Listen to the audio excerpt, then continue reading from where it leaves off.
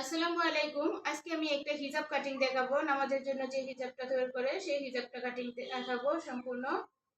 তো হচ্ছে এর জন্য আমি একটা টুকরো কাপড় নিয়েছি। এটা আসলে মূলত একটা গেঞ্জির কাপড়। এই গেঞ্জির কাপড়টা দিয়ে আমি একটা হিজাব কাটিং করব। তো আমি প্রথমে কাপড়টাকে দুই ভাঁজ করে নিয়েছি। এই যে কাপড়টাকে দুই ভাঁজ করে নিয়েছি। তো আমি এখন কাটিং করব কাপড়টা। হিজাবের সামনে থেকে পিছনে 7 ইঞ্চি লম্বা দিবেন সবসময়, তাহলে হিজাবটা সামনের পিছন দিক দিয়ে উপর দিকে উঠে থাকবে না। তো আমি সামনে যা নিব তার থেকে পিছনে 7 ইঞ্চি লম্বা নিব।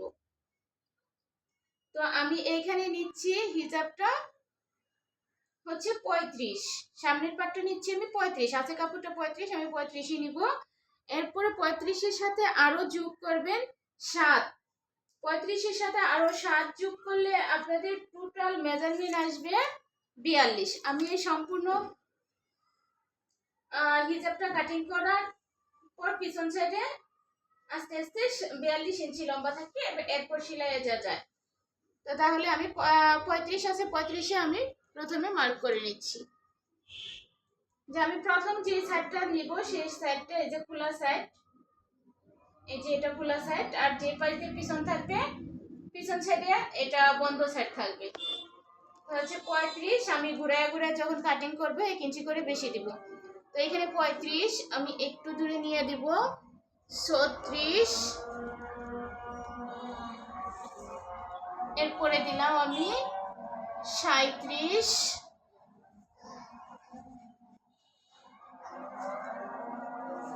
এখন আসলো আমার 38,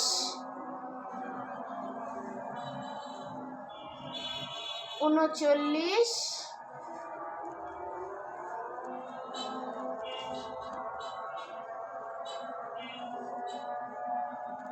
এই হচ্ছে 40,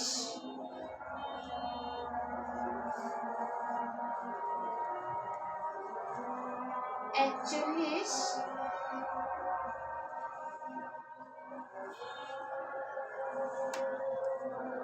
তো এখানে আসছে আমার 42। তো দেখুন মার্কগুলি ভালো করে দেখা যাচ্ছে না, আমি স্পষ্ট করে দেওয়ার জন্য আমি এই যে ড্রয়িং করে দেখিয়ে দিচ্ছি।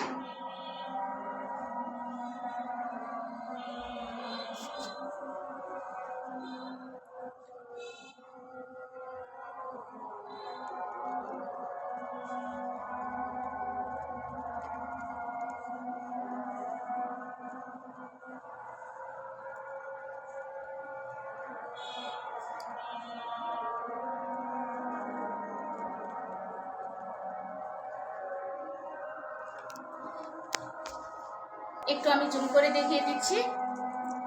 এই যে আমার মার্কটা ঠিক এরকম হয়েছে। আমার সামনের দিকে যা আছে, সামনের সাইডের ঝুলটা যত থাকবে তার থেকে 7 ইঞ্চি আমার পিছনে লম্বা থাকবে, তাহলে হিজাবটা পরার পরে হচ্ছে সামনের দিকে ঝুলে থাকবে না বা পিছন দিকে উঠে থাকবে না। তো আমি সম্পূর্ণ এখন কাটিং করে দিচ্ছি।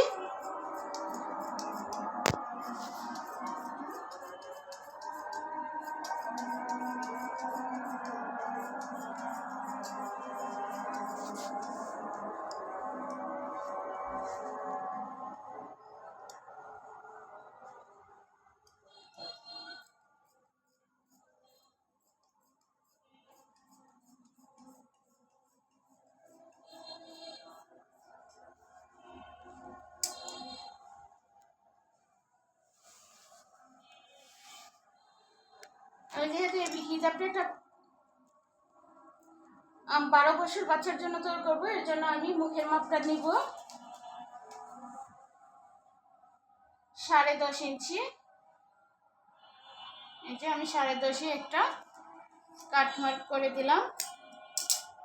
তো আমি মুখের মাপটা নিয়েছি 10.5। এই যে মুখের মাপটা নিয়েছি 10.5, 10.5-এ একটা মার্ক করে দিলাম। তো আমার এই পার্ট কাটিং করা শেষ। এখন হচ্ছে আমি ক্যাপ তৈরি করব। তো ক্যাপটা তৈরি করার জন্য আপনারা যতটুকু মোটা পড়তে পছন্দ করেন ততটুকুই দিবেন।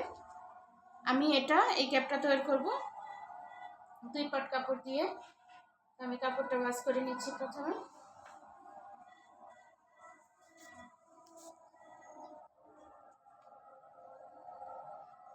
কাপড়ের যে সমস্ত সাইডগুলি আছে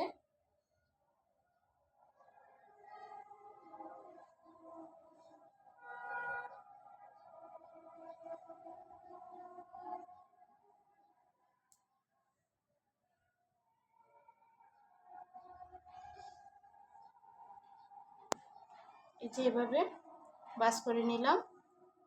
তারপরে হচ্ছে এটা আমি আবার এইভাবে ভাঁজ করে দেব।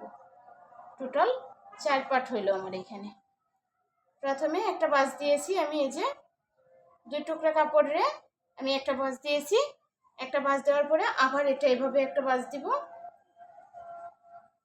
দিয়ে টোটাল আমার এখানে 4 পাট কাপড় হয়েছে। তো এখন আমি ক্যাপের জন্য হচ্ছে পাশ নিব আমি 3, পাশ নিব 3,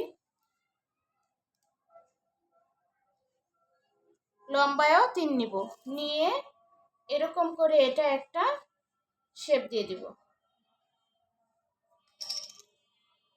এরপর এই শেপ অনুযায়ী আমি কাটিং করে দিব।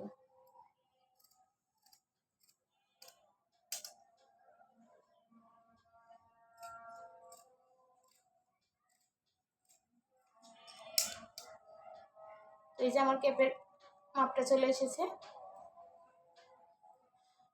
ধন্যবাদ সবাইকে। হিজাব সম্পূর্ণ সেলাইয়ের ভিডিওটা যদি দেখতে চান প্লিজ চ্যানেলটি সাবস্ক্রাইব করে দিবেন, সম্পূর্ণ ভিডিওটি দেখে নেবেন। পরবর্তীতে অবশ্যই আমি সেলাইয়ের ভিডিওটা দেওয়ার চেষ্টা করব। ধন্যবাদ সবাইকে।